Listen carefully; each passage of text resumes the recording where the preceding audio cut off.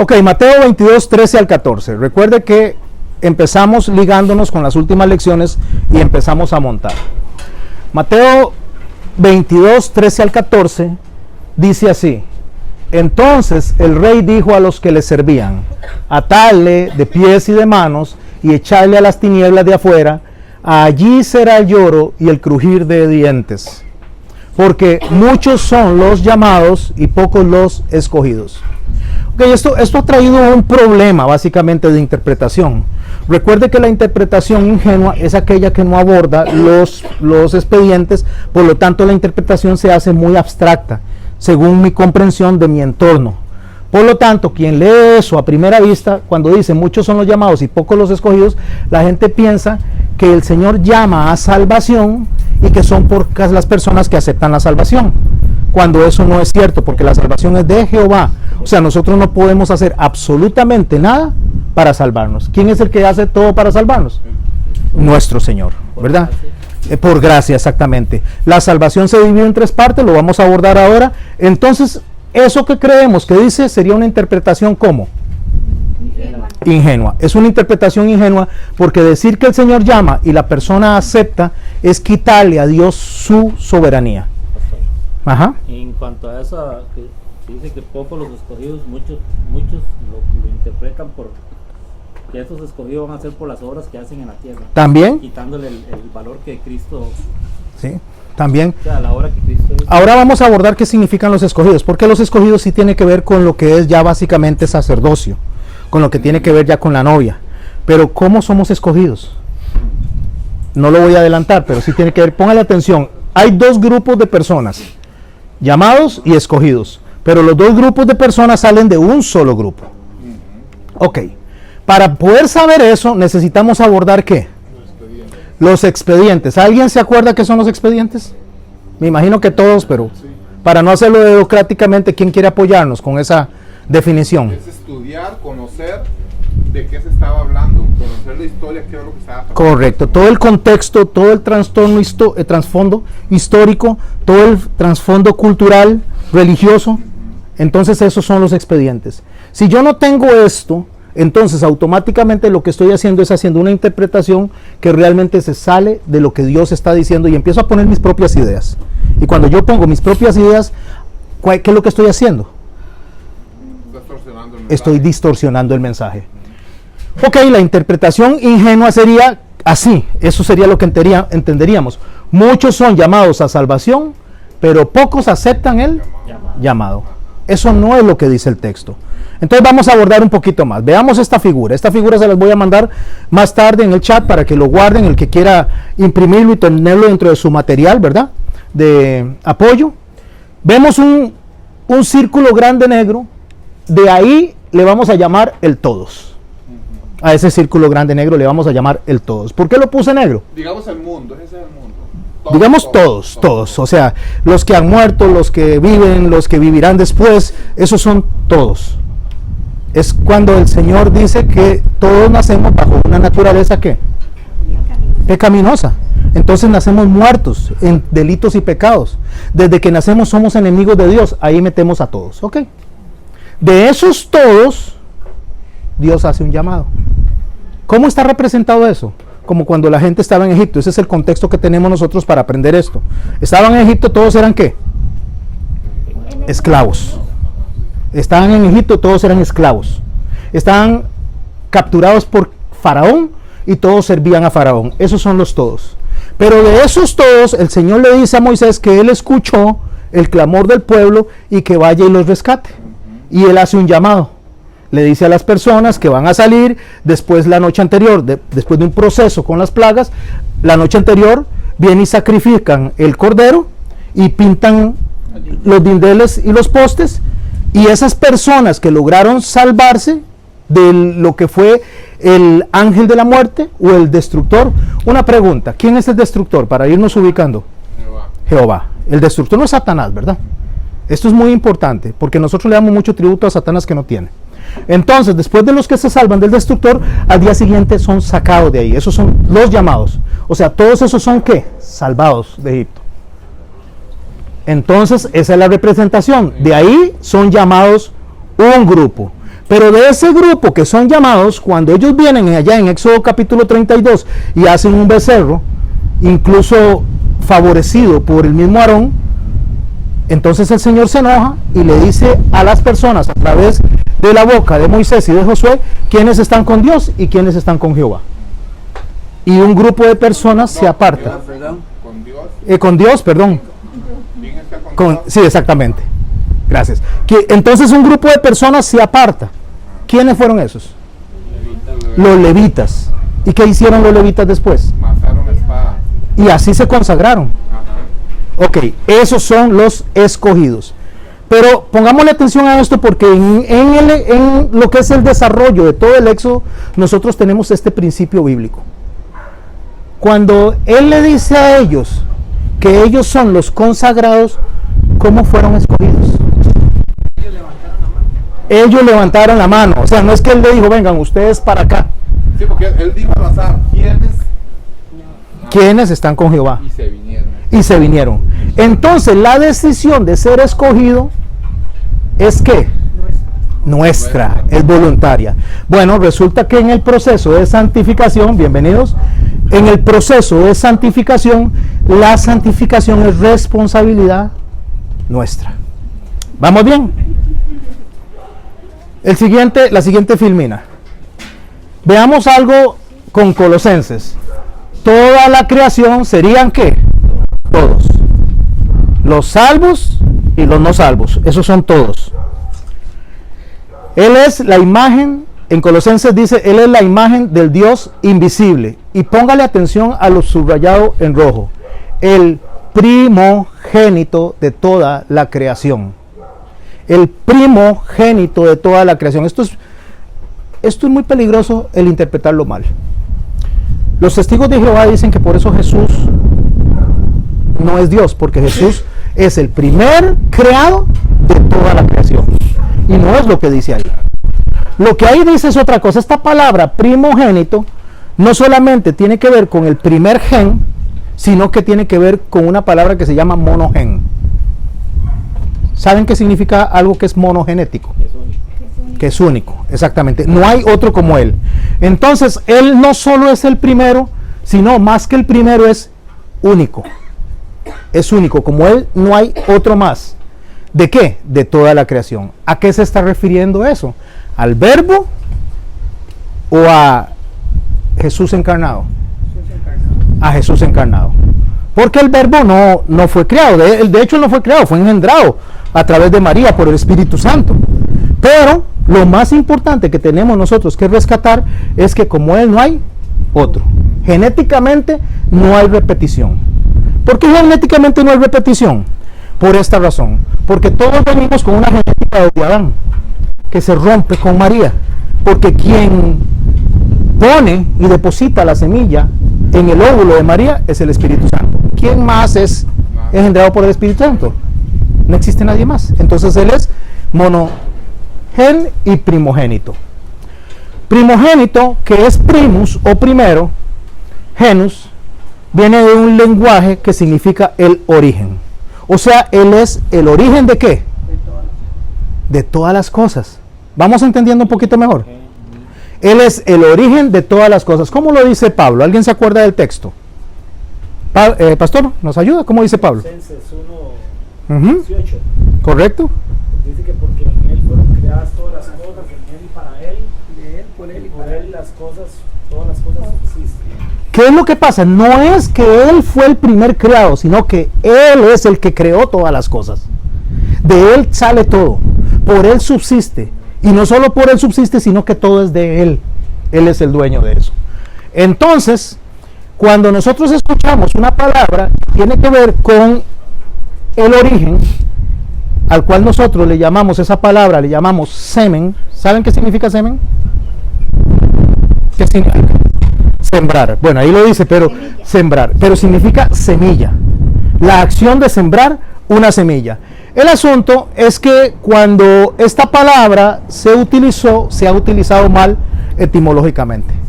Porque la palabra que tiene que ver con el espermatozoide que está aquí no es semen. se le asignó esta palabra con el proceso del tiempo, porque cuando la gente ponía una semilla y la sembraba y veían que de eso brotaba todo, se empezó a utilizar esa palabra por los griegos como semilla en cuanto a fecundación. Pero no era esa la palabra original. La palabra que se usaba para las células reproductoras es gameto. Esto es muy importante. Está el gameto masculino y el gameto femenino. ¿Cuál es el gameto femenino? El óvulo. ¿Y el gameto masculino? O sea, gameto es una palabra neutral, pero refiriéndose al espermatozoide, y esto es muy importante, refiriéndose al espermatozoide, se le conoce como el gameto masculino. Por eso puse ese bichillo ahí, ¿verdad? Como una culebrita, que es un espermatozoide. Vamos a ver qué es lo que significa ser el primogénito, el primer gen de la creación. Pero ¿de cuál creación? Porque Dios es atemporal. Pongámosle atención a esto, ya muchos lo han llevado. Tenemos aquí arriba un espermatozoide. El espermatozoide tiene una cabeza y una cola. En la cabeza, en el núcleo, tiene lo que se llaman los cromosomas. ¿Han llevado lecciones de ciencias en cuanto a esto? De biología. Ok.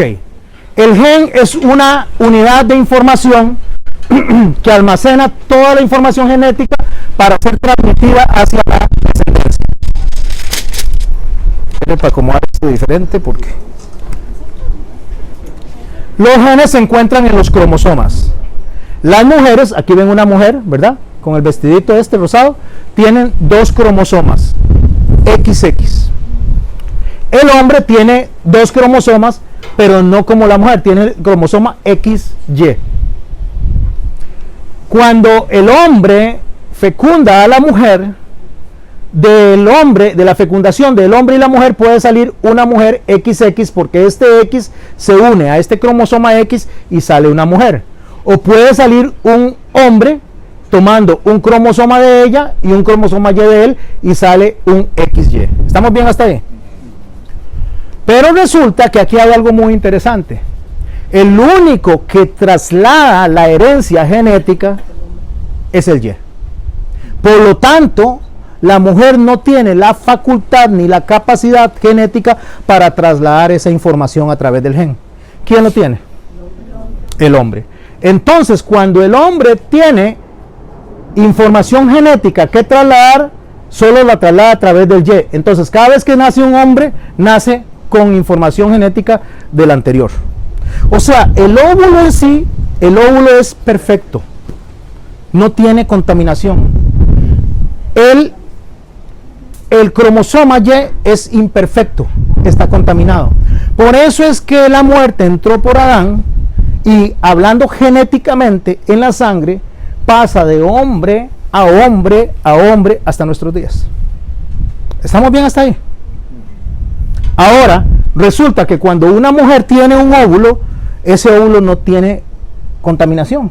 O podríamos decirle, no tiene pecado en cuanto a la herencia genética que Adán nos da. La mujer, si no fuera por el espermatozoide, sería perfecta. Pero como también tiene un espermatozoide para ser creado, aunque tenga 2 cromosomas X, entonces es imperfecta. Eso la hace también sujeta genéticamente al pecado de Adán y Eva. Eso se pasa de hombre a hombre, de hombre a hombre, de hombre a hombre, pero resulta que Dios viene y hace algo extraordinario que solo Él puede hacer y rompe con esa herencia genética. ¿Qué es lo que hace Él? Fecundación in vitro, dice la pastora. Pone el espermatozoide, sí, sería como la primera fecundación, el espermatozoide, a través de la fecundación del Espíritu Santo en María, y eliminó todos los cromosomas Y de ahí para atrás, no existen. ¿Lo estamos entendiendo? Ahí se habla que fue sin pecado concebido. Exactamente, fue sin pecado concebido. ¿Qué es lo que pasa? Que a partir de ese momento inicia con un nuevo cromosoma, una nueva genética. Entonces es el primero de toda la creación. ¿Pero de cuál creación? ¿De la primera creación? No. De la nueva creación. De la creación restaurada delante de Dios con una nueva genética. Ahora voy a hacer una pregunta antes de pasar a la otra filmina, porque aquí lo podemos ver. Este hombre va pasando hasta el final. No me voy a concentrar ahí, yo creo que la idea la tenemos clara. El cuerpo de Cristo, y por favor escuchen la pregunta, póngale atención, ¿el cuerpo de Jesús era genéticamente igual al de nosotros? No. Ahora, ¿el cuerpo de Jesús sentía y percibía igual que nosotros? Sí. ¿Cuál era la diferencia que tenía él entre usted, él o yo y él? Era perfecto para sufrir. Que era perfecto para sufrir, y no solo perfecto para sufrir, no se podía pudrir ese cuerpo. No se podía componer, es lo que dicen los salmos, ¿verdad? Tenía la naturaleza pecaminosa que traímos de Adán. Sí, porque lo hubiera descalificado como Mesías. Él sufría, él necesitaba comer, él necesitaba todo lo que usted y yo necesitamos, con una diferencia: no podía pecar. ¿Cómo no podía pecar? No, estaba imposibilitado a pecar, porque el gen que traía esa conexión de pecado Era perfecto. no lo tenía, estaba cortado. Bueno, ahora ¿cómo funcionamos nosotros entonces?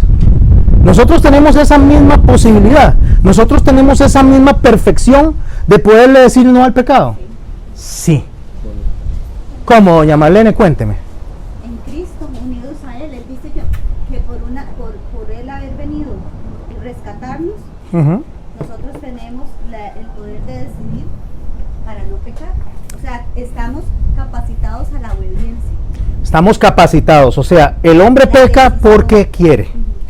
El hombre regenerado, el hombre restaurado peca porque quiere. Pastor, pero yo tengo igual la genética aquí en mi interior, pero estamos hablando de la espiritualidad. O sea, en el alma, en nuestro interior, nosotros ya somos genéticamente diferentes.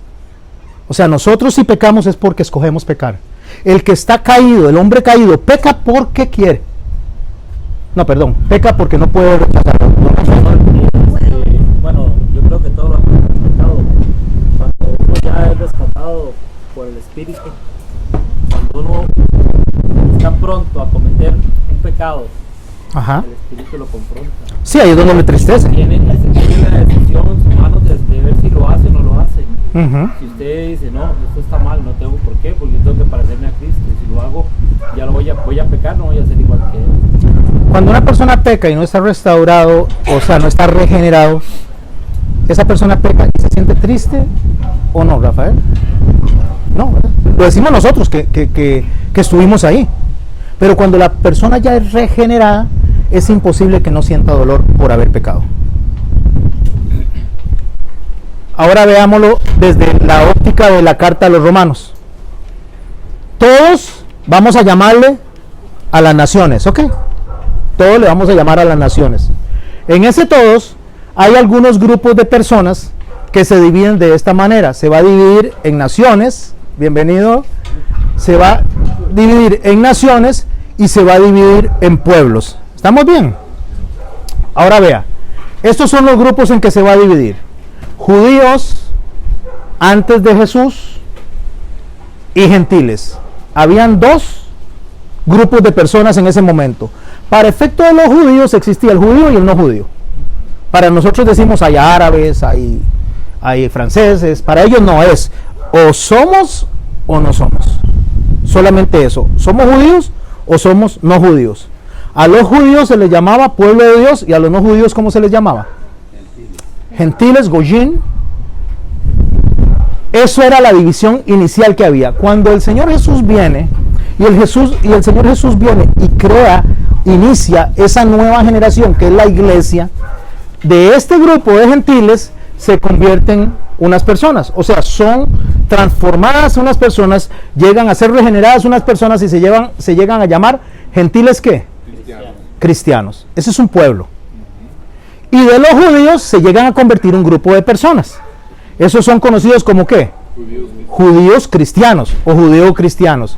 Y de estos dos grupos de personas que componen ahora los dos pueblos y que componen un nuevo cuerpo y que componen un solo palo, si lo hablamos con el lenguaje de Ezequiel, van a salir los escogidos. Si hay dudas aquí, no pasamos a la siguiente. Levante la mano y pregunte porque es importante para tener este concepto bien claro. ¿Cómo nacen estos escogidos?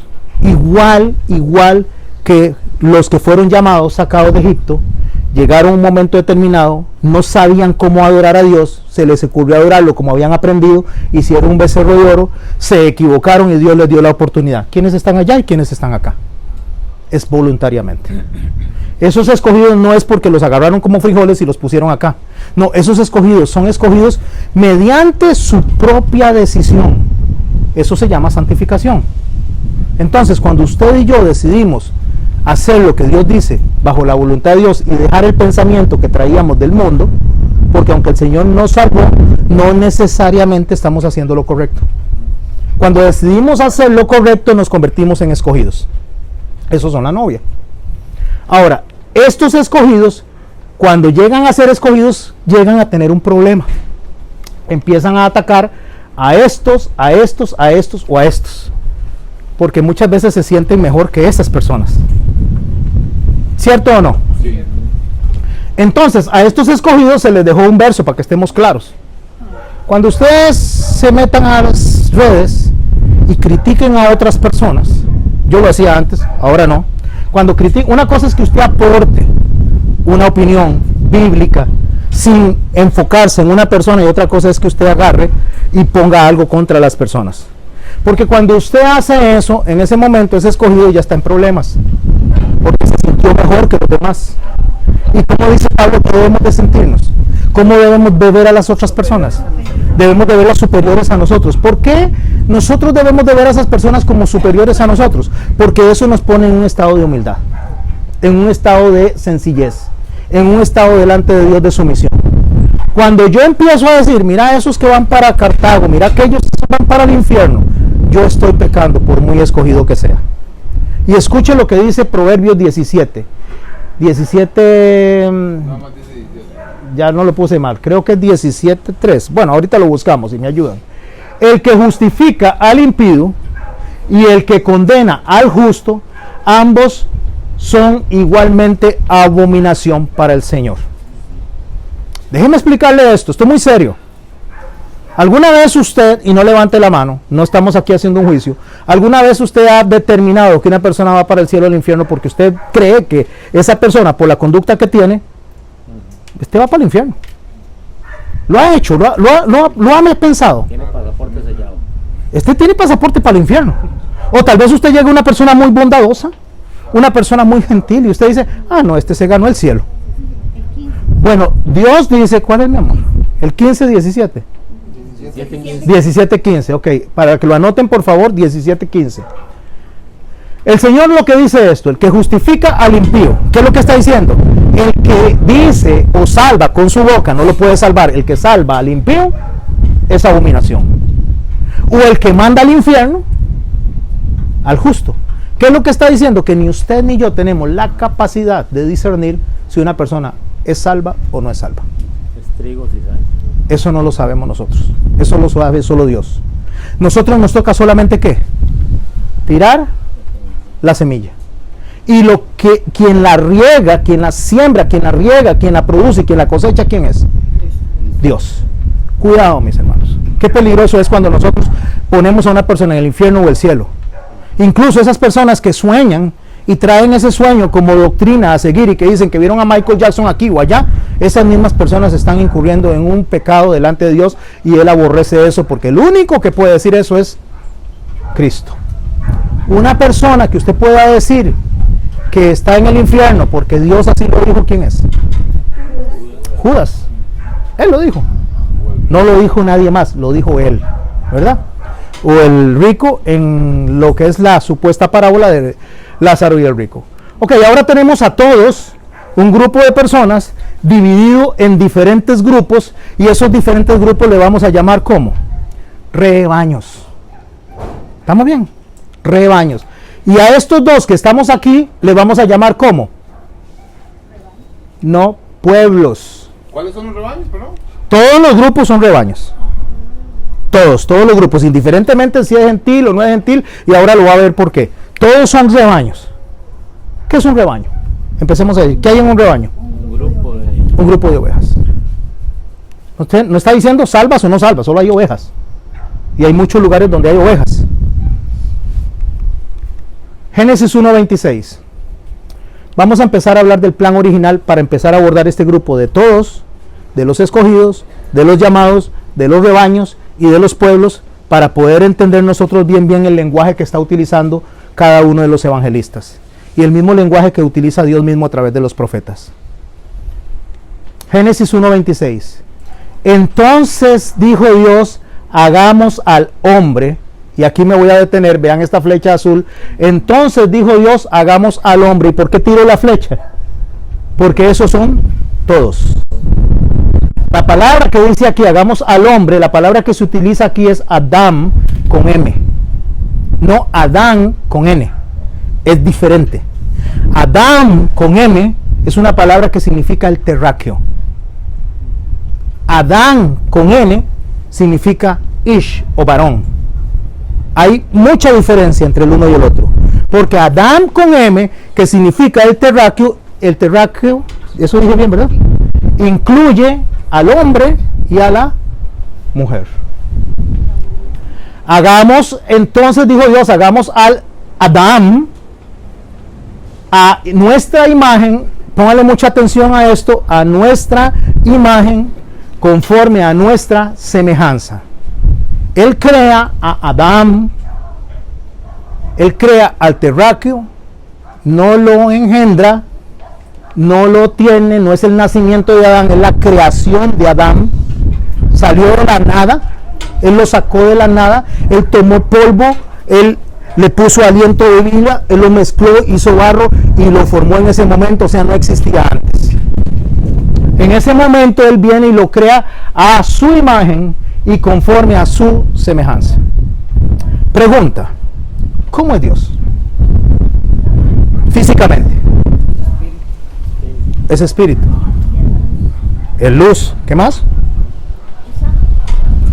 Santo, ¿está bien? ¿Qué más? Eterno. Estamos describiendo a Dios. A Dios no le decimos que es ojos azules, que tiene el cabello hermoso, que es así como yo, corpulento. No, nada de eso decimos, ¿verdad? O sea, guapetón, exactamente. Grandulón. No, Dios no tiene esas características. Dios es espíritu. Entonces, cuando lo dice que lo hace a imagen y semejanza de él, no está hablando físicamente. Está hablando del espíritu. Está hablando de las cualidades de Dios que le deposita al ser humano. Vamos a seguir leyendo el texto. Conforme a nuestra semejanza, esta es otra palabra, yo no solo en la imagen, sino la semejanza. Ahorita vamos a abordar qué tiene que ver con eso, qué es imagen y qué es semejanza. O sea, es como luce Dios y es como Dios acciona. Esas son las dos cosas. Eso se llama imago Dei. Y señoré, la primera función, ¿qué es? Gobernar. Señoré en los peces del mar, las aves de los cielos, en las bestias y en toda la tierra y en todo animal que se arrastra sobre la tierra. Póngale atención a esto. ¿Sobre qué tiene potestad el hombre? Sobre lo que camina en la tierra, sobre lo que está creado en la tierra, pero no tiene sobre los elementos naturales. O sea, no le dice señoré sobre los vientos, sobre la luna, señoré, perdón, sobre la lluvia, no, sobre eso no. No tenía esa capacidad ni tenía esa potestad. Pero si usted analiza a Jesús, el monogeno, el primogénito, él sí tenía esa potestad. O la tiene, pero hablando como hombre. Cuando calmó las aguas en el mar, por ejemplo. ¿Por qué, don Alejandro? Porque él no era no tenía los mismos genes de nosotros. ¿Otro más? ¿Algo más? ¿Por qué? Porque él es Dios. Porque él es Dios y él actuaba como omnipotente. Actuaba como omnisciente. Actuaba como omnipresente. Y podemos ver a Jesús en esas acciones de su... Cuando él le dice el que estaba abajo de la higuera. Ajá. ¿A Natán? Ajá. ¿A Natanael? A Natanael, sí. Uh-huh. Que él le dice que cuando estabas debajo de la higuera te vi. Eso es omnipresencia. Y es omnisciencia porque sabía lo que estaba diciendo. O sea, él estaba en los dos lugares y también estaba viendo lo que estaba viendo. Omnipotencia, Cuando resucitó a la hija de él. cuando resucita a la hija, cuando le dice a la tormenta, Sí. basta, Cuando camina sobre las aguas. cuando camina sobre las aguas. O sea, sus manifestaciones divinas se dieron en el cuerpo. Pastor, pero no entiendo, usted dice que era igual a nosotros. Era igual en los padecimientos y en los sufrimientos. Sufría y padecía igual que usted y que yo, Pero seguía siendo Dios. pero seguía siendo Dios. Pero es como era Dios, por eso es que entonces podía hacer lo que quería. No, no es cierto, él pudo haber desistido de hacer eso, o no dijo eso en el Getsemaní. Seguimos leyendo el texto porque esto es muy importante. Recuerde que estamos abordando dos grupos de personas. Estamos abordando lo que Dios quería y lo que Dios vino a restablecer a través del primogénito. Y creó Dios al hombre, Adán, sigue siendo con M, ¿verdad? Adán, a su imagen, a imagen de Dios, lo creó, varón, Ish, y hembra, Isha, los creó. Aquí sí hay dos grupos de personas, hombres y mujeres. No es lo mismo que aquí atrás y no es lo mismo que aquí atrás cuando están involucrados en un mismo cuerpo. Después en el capítulo 2 viene y él explica cómo fue que hizo esa separación, cómo fue que creó al hombre y cómo fue que creó a la mujer. Pero lo que quiero rescatar es que varón y hembra, y vea esta flecha azul que estoy poniendo y tirándolo a imagen, nos da a nosotros una información que necesitamos abordar los expedientes para saber qué hizo Dios cuando lo hizo hombre y mujer al terráqueo. Lo que él hizo fue trasladar a la imagen y la semejanza del hombre su pluralidad. ¿Qué es la pluralidad? ¿Cómo es él en los cielos? Él gobierna, ¿no? Él gobierna, pero no en su actividad, sino en su pluralidad. Es todopoderoso.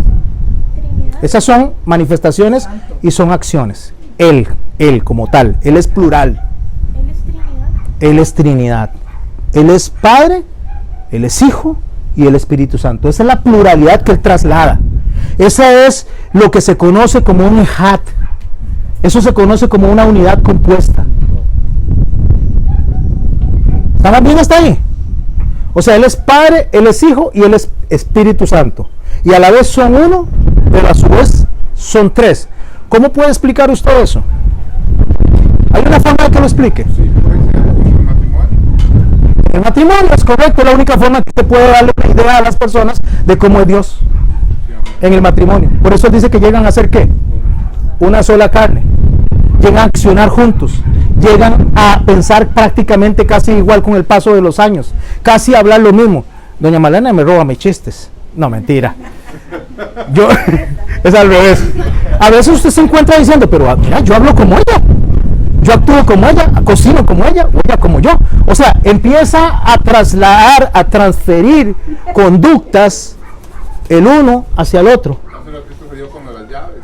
Y ella no había pedido, pero yo te sabía que algo ocupaba. Le dije, Solo hay que verle los ojitos, nada más ya sabía. nada más. Eso es correcto. Lo puede lograr con nosotros. Eso se hace cuando ya va pasando el tiempo. Hay un proceso de adaptación. Dice el texto, Adonai Elohenu, Adonai Echad. O sea, Dios dice es el Señor y Dios es uno. A ese Echad se refiere.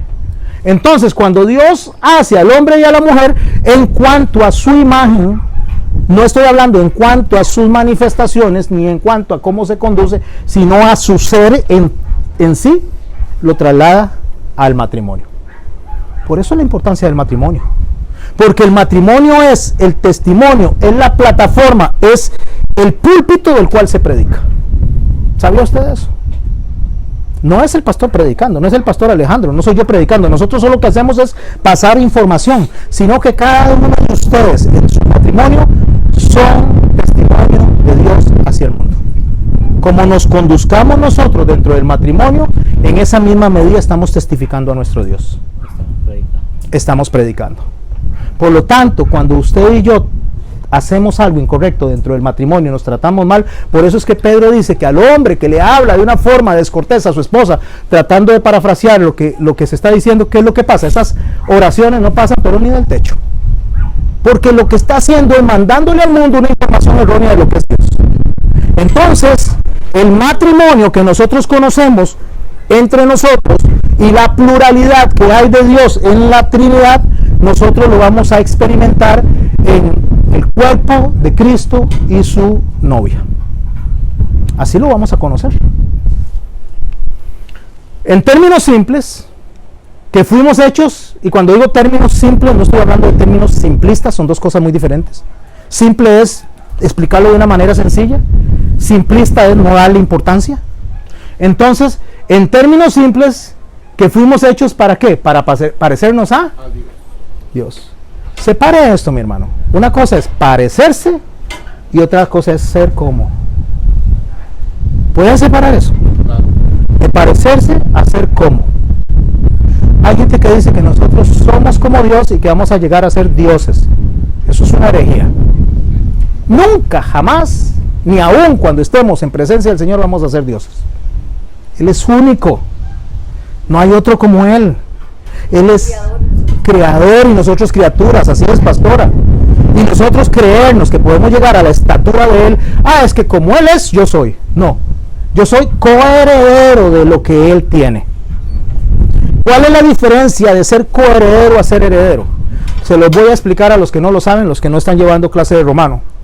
Pero la diferencia está en que el heredero, vamos a imaginarnos que el pastor viene y dice, bueno, voy a dejarle a don Mario y al pastor José, le voy a dejar una herencia de $10 millones. Ustedes son mis herederos. Entonces deja $10 millones. Como somos herederos, como somos herederos, nos toca igual parte a cada uno. 5 a él y 5 a mí. ¿Somos qué? No, somos herederos. Somos herederos. Ahora, ¿qué es ser coherederos? Es que el pastor diga, le voy a dejar 10 millones a don Mario y ustedes son coherederos de don Mario. No son herederos, son coherederos. Él es el heredero y reparte a cada uno conforme él decida. ¿Entendemos la diferencia? Ser coherederos de Cristo es que Él nos va a dar a nosotros como Él quiere. Lo que Él quiere, de lo que le pertenece a Él es todo. Subió a lo sumo y heredó toda Sí, correcto, eso es. Y nos hizo coherederos junto con Él. Ahora sí pueden entender muchos textos en este momento. Ok. Adán no se parecía a Dios en carne y sangre, o sea, en su humanidad. Porque Dios es espíritu. Pueden buscar en Juan 4:24 en sus notas de referencia. O sea, Él era imagen de Dios, lo que les acabo de decir en latín, imago Dei. O sea, imagen de Dios. Se refiere a la parte inmaterial del hombre. A eso es lo que se refiere. No a la parte material, sino a la parte inmaterial. Pastor, pero entonces, ¿cómo es que Jesús tenía boquita como nosotros, ojitos como nosotros, orejitas como nosotros y sentía como nosotros? Porque no fue que nosotros nos hicimos semejantes a Él en cuerpo, sino que cuando Él vino, Él se hizo semejante a nosotros en cuerpo. Ahí fue a la inversa. Él decidió cambiar su naturaleza para venir a nuestra naturaleza. Cuando el texto dice que nosotros debemos de compararnos con Él, no compararnos con Él en igualdad, sino de tratar de ubicarnos de quién soy yo y quién es Él. O sea, Él salió de su trono para venir prácticamente a un charco de inmundicia que es este mundo, a rozarse con un montón de personas inmundas. ¿Por amor a quién? A Él mismo. Y nosotros de rebote somos coherederos de eso, de ese amor. Él vino a morir por usted y por mí. Él vino a morir por sí mismo.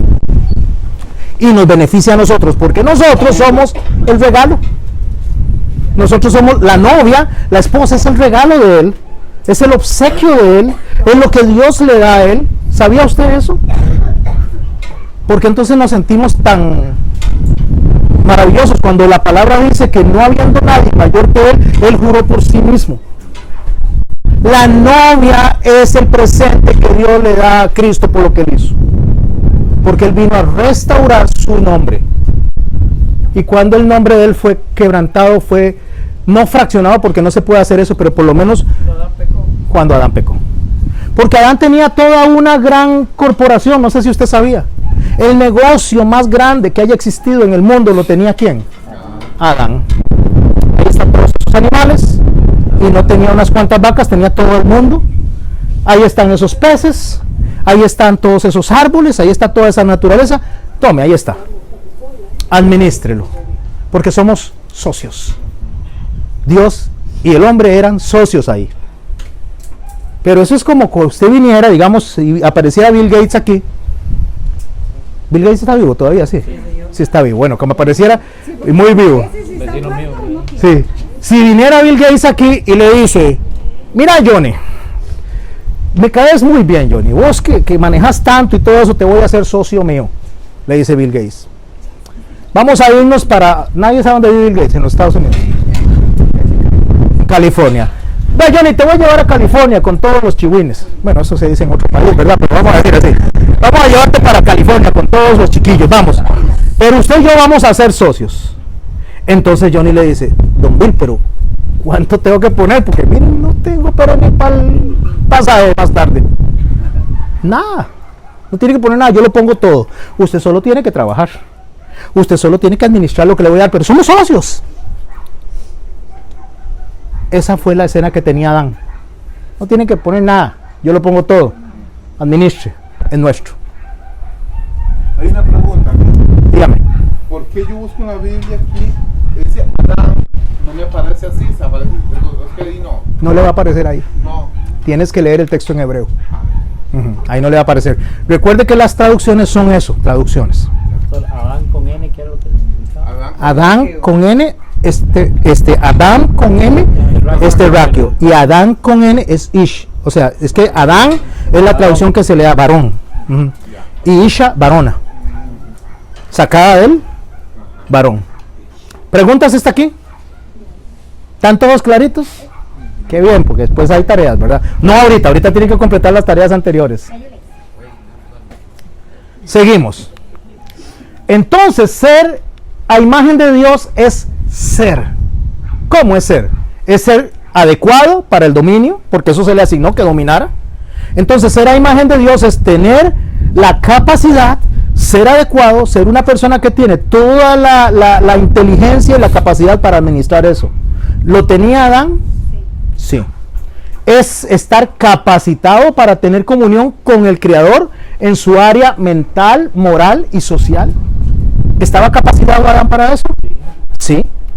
Es ser criado racional, eso es muy importante. O sea, Adán era racional, o sea, tenía una voluntad propia para razonar y elegir. Es el reflejo de la inteligencia y libertad que Dios puso. Voy a hacer una pausa aquí para explicarles algo entre el ser racional con voluntad propia y el tener libre albedrío. Son dos cosas diferentes. Yo no sé si a ustedes les han enseñado que el hombre fue creado con libre albedrío. ¿Quiénes entienden eso? Eso es lo que se ha dicho siempre. Eso es lo que se ha dicho. El hombre no fue creado con libre albedrío. El libre albedrío significa libre caída. El hombre siempre está en sus intenciones de hacer lo malo. Cuando el hombre conoció el pecado, se quedó con el pecado. El hombre fue creado con racionalidad y voluntad propia. ¿Qué es voluntad propia? Es la capacidad de hacer lo que Dios dice. Eso es voluntad. Sí, pero es que el hombre pudo elegir. Sí, mis hermanos, pero cuando él eligió, lo que eligió fue tomar el libre albedrío. El hombre tomó el libre albedrío. dio la oportunidad de hacer lo otro, escogió lo malo. Por supuesto, y al escoger lo malo, siguió siempre de continuo al mal. Así es lo que dice el libro de Génesis. Siguió de continuo al mal. Como al hombre se le da la voluntad, el raciocinio y la capacidad, el hombre pudo haber escogido bien en el Edén y escogió mal. Por eso, con ya el libre albedrío en la mano, saquémoslo de aquí, porque ese libre albedrío lo va a llevar a escoger siempre mal. Pasan los años y vamos a ver el proceso en el cual entra el hombre. Pasa el tiempo, viene otro hombre, allá hace un poquito más de 2000 años, nace genéticamente diferente, sin esa conexión con el pecado original o con la naturaleza pecaminosa, y este hombre le toca a un momento determinado tomar una decisión muy similar. Está en el Getsemaní, va a ser sacrificado y pregunta: Abba, Padre, ¿es posible que pase de mí esta copa? Pregunta: ¿era posible ordenar el mundo, restaurar el mundo de una forma que no fuera con él siendo sacrificado? ¿Por qué lo pregunta entonces si él sabía eso? Él es Dios. Para mostrarnos a nosotros. Para usted y para mí saber que no había posibilidad. Entonces cuando él pregunta: Padre, Abba, ¿es posible? O sea, ¿es posible? Lo pregunta 3 veces. Al final, en la última vez dice: mas no se haga mi voluntad, sino la tuya. ¿Sabe qué es lo que está haciendo él? Regresándole a Dios lo que Adán se llevó. Que había trancado a...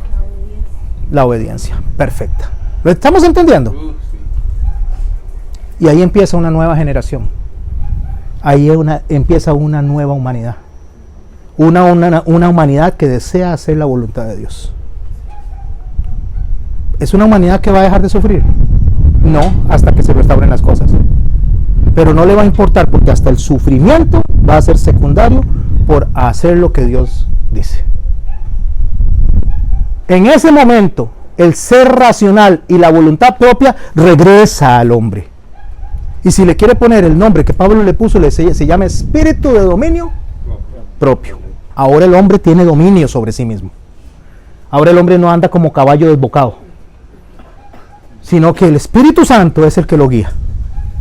Cuando el hombre se desboca y es creyente y tiene una conversión real, porque el hombre lo sabe y Dios lo sabe, yo no lo puedo saber, usted no lo puede saber, pero Dios lo sabe y uno mismo sí lo sabe, y el hombre decide seguir pecando, es por voluntad propia, porque tiene la voluntad y la capacidad para decirle no al pecado. Y déjenme decirlo de esta magnitud.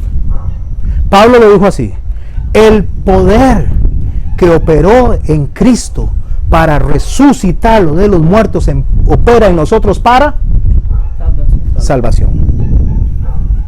¿Puede entender la fuerza que hay en nosotros para decirle no al pecado? ¿Podemos decirle no al pecado? Sí. Sí. Por eso es que cuando el hombre le dice sí al pecado y peca, se contrista y llora por ese pecado, porque adentro el poder sigue operando y le sigue diciendo: estás mal. Y ahí es donde aplica lo del Salmo 32 que está publicado. Sí, Señor. 32:8. Te haré entender. Te haré entender. No crea que yo pongo las cosas en la iglesia por ponerlas, tienen algo que ver con la clase que está aquí. Entonces, si usted cuando yo ponga algo lo va y lo aborda, va a venir con un poquito más de entendimiento. Seguimos hablando de lo que es ser la imagen de Dios. ¿Estamos bien? Socialmente. ¿Por qué socialmente? Porque nos hizo para el compañerismo, para la pluralidad. Dios, el Padre, no es más que el Hijo. El Hijo no es más que el Espíritu Santo. Pero el Hijo voluntariamente se sujeta al Padre. Y el Espíritu Santo voluntariamente se sujeta al Hijo. Entonces vamos a ir al ejemplo de lo que es Dios para la humanidad. ¿Quiénes son? El matrimonio. La mujer no es menos que el hombre, se sujeta voluntariamente al hombre por amor a Dios. ¿Ve cómo está en nosotros eso? La mujer rebelde, la mujer que le gusta dar patadas al aire, así como cosas al aire, se está rebelando no contra el hombre, se está rebelando contra Dios mismo. Y el hombre que no ama a la mujer como Cristo ama a la iglesia, que se entregó a sí mismo hasta la muerte, entonces no tiene la semejanza de Dios, no tiene esa imagen de Dios. Porque Dios no le dice al hombre que ame a la mujer en el tanto ella no sea alegona, en el tanto ella no le reclame, en el tanto... No, ámela. Solo ámela. No la entienda. No la entienda, ámela. No trate de cambiarla, ámela. ¿De qué se tiene Escuche esto, no trate de cambiarla. En ninguna parte de la Biblia le dice al hombre que le enseña a la mujer a sujetarse. ¿Usted sabía? No existe. En ningún lado. Están volando ese filo ahí. En ninguna parte dice la mujer, sujétese al hombre. Pero no le dice al hombre que le enseñe eso. ¿A quién le toca enseñarle eso? Al Espíritu Santo, a Dios. A los hijos le dice, en esa misma pluralidad y compañerismo, sujétese, honre a sus padres. No si su padre está de acuerdo, si su padre sabe bastante internet, si su padre está en todo. Para mamá, es que ustedes son anticuaditos con eso. No, de verdad que yo sí me la manejo aquí toda, mire. No, si mamá y papá tienen que hacer a pie las cosas en cuadernito, hágalo en cuadernito con ellos. Pero es que yo lo hago en 5 minutos, no importa. Cuando usted tenga su familia, enséñale a sus hijos a hacerlo en 5 minutos. Por ahora honre a sus padres. Ok, por ahora honre a sus padres. Porque avergonzarlos, eso no es honrarlos. Entonces, ese compañerismo no solamente opera en la familia, sino que se traslada a la iglesia. Y si usted tiene un pastor que está predicando, que no es así como muy habilidoso, que no es así tan simpaticón, y a veces se le traban las palabras, hónrelo. Porque Dios lo puso ahí. Y Dios no le preguntó a usted si quería que lo pusiera ahí, ni se lo va a preguntar. Ahí está esa autoridad. Y si Dios me mandó a mí y al pastor Alejandro a administrar su rebaño, a su pueblo, Dios no me dijo administrarlo cuando se portan bien nada más, o cuando son simpáticos, o cuando no dan patadas. ¿Usted sabía que las ovejas tienen pulgas? Y las ovejas a veces huelen feo, y las ovejas se les hace cosas, y el pastor no las desecha por eso. ¿Qué hace el pastor? Las baña, las cuida, les saca las pulguitas. Bueno, eso nos toca hacer a nosotros, y a ustedes les toca respetar la autoridad que Dios ha puesto en el pastor Alejandro y en mi persona. Ahora, si nosotros caminamos de una forma hereje, pues ya es otra cosa. Pero si usted me dice a mí que el pastor tiene algo contrario al carácter de Dios, entonces sentémonos en algún lado y hablemoslo. Cuando digo carácter, no estoy hablando de que no se equivoque, estoy hablando de que ya sea una persona que transgreda, que hay una herejía, un pecado comprobado. Eso se refiere en tanto usted predique lo que Dios dijo. No es usted como persona, es en tanto a la palabra. Así es, Leo. ¿Sabe qué dijo Pedro? Llegaron unos hombres y le dijeron, niegue o no hable de ese hombre. ¿De quién? Y él dijo, ¿le tengo que obedecer a los hombres antes que a Dios? Se estaba refiriendo a negar a Cristo. Pero un montón de rebeldes agarran eso y hacen lo que les da la gana diciendo, ¿tengo que obedecerle antes a usted que a Dios? Ve qué interesante, porque hay un contexto mal aplicado. Y a conveniencia. A conveniencia, por supuesto, para hacer lo que me da la gana. Y la rebeldía es abominación delante de Jehová. Y probablemente voy a predicar muy pronto, mañana voy a predicar acerca de Cantares, a ver si lo hago en un solo extracto o en 2, y si no voy a hablar de la rebeldía voluntaria, o sea, de la voluntad rebelde o de la obediencia rebelde, así es el tema. La obediencia rebelde. Usted puede explicarme cómo hay una obediencia rebelde. Como Jonás, ¿hay obediencia rebelde? Sí, hay una obediencia rebelde. Van contra el gusto. Van a revientas hinchas. Y eso no es obediencia. Lo hago porque ¿qué me toca? Solo imagínense que yo le dijera, Doris, usted tiene que hasta que la muerte lo sepa, ¿y qué me queda? Ya eso en sí mismo tiene una connotación pecaminosa. No es que siempre me va a gustar hacer las cosas, pero Dios da la capacidad que está aquí en el hombre para poder ser compañero del otro, aún en las dificultades, aún contrario a lo que tiene como expectativa. ¿O qué fue lo que le dijo Jesús a Judas cuando le dio el besito? Y le digo besito para decirlo, pero le di un beso bien feo porque lo estaba... ¿A qué vienes, amigo? ¿A qué vienes, amigo? ¿Qué le está diciendo Jesús a él? Yo sí te veo como amigo y te voy a seguir viendo como amigo. No importa lo que esté haciendo, mi amor por ti no cambia. Pero el hecho de que el amor no cambiara no implicaba que se iba a salvar. Porque no es por lo que hacemos, es por lo que quiere hacer nosotros. Y el hombre es como creativo, o Dios no es creativo. Imagínense a Dios haciendo el tucán. ponerle un esquive amarillo, le voy a poner un poquito de rojo, aquí verdecito. Este picote se lo voy a hacer así, pero tengo que ponerlo livianito porque si no se va de pico. Y con esas patitas tan chiquiticas que tiene, agarrado en la ramita, imagínense el pico donde se lo va a llevar. Pero ¿cómo hacemos? Le dicen los ángeles. ¿Cómo hacemos? ¿Cómo hacemos?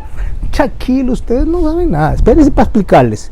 Le voy a hacer el pico liviano y él lo va a poner aquí a un ladito y así va a dormir. Y no se cae. Él es creativo. Y nosotros somos creativos porque somos a imagen. Ok. El hombre en el ser, que no es la parte material, sino en la parte inmaterial, está dividido. Usted sabe que el hombre no es tripartito, es bipartito. La gente dice que el hombre es tripartito. ¿Saben qué es ser tripartito para la mayoría de los maestros de Biblia?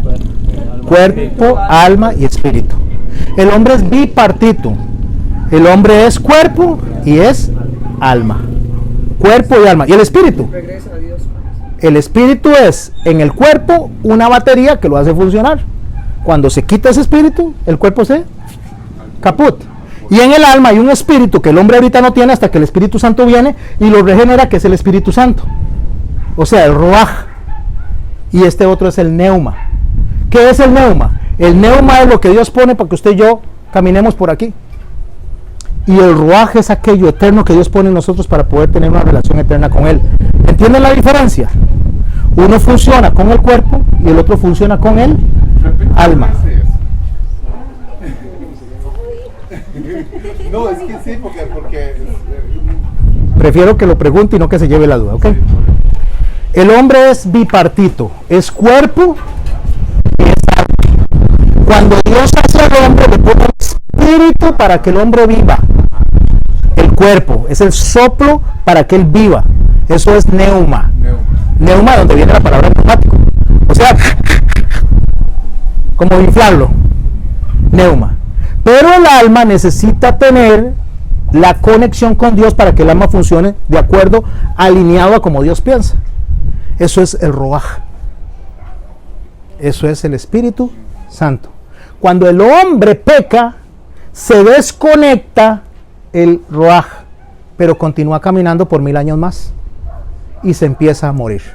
Cuando el Señor le dice a Adán que no tome de eso porque ciertamente morirá, esa traducción no nos honra, no nos enseña bien. Él dijo, cuando usted tome de eso, te empezarás a morir. O sea, te empezarás a podrir. ¿Sabía usted que cuando nacemos nos empezamos a morir? Porque nuestro cuerpo está contaminado.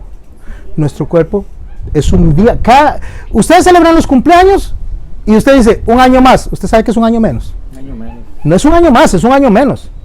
Cada día es un día menos, no un día más. Qué equivocados estamos. Cada cumpleaños estamos más cerca de morir. Y nosotros pensamos que estamos haciendo un fiestón sin entender ni siquiera lo que está pasando en nuestro cuerpo. Por eso ya no cumplo más. Por eso ya no cumplo más, dice Leo. Ok, ahora sí. A la parte que corresponde, que se parece a Dios desde el principio, vamos a analizarlo. ¿Cuál es la parte del alma? La pregunta, ¿nosotros somos un cuerpo con alma o somos un alma con cuerpo? Un alma con cuerpo. A veces pensamos que somos un cuerpo que se nos puso el alma. No, somos un alma que se nos dio cuerpo. ¿Cómo es eso? Porque el cuerpo se muere. El alma vive por siempre. Ok, el alma. El alma se divide en 3 áreas: mente, pensamiento y emoción.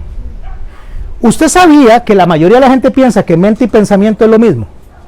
O que emoción y sentimiento es lo mismo.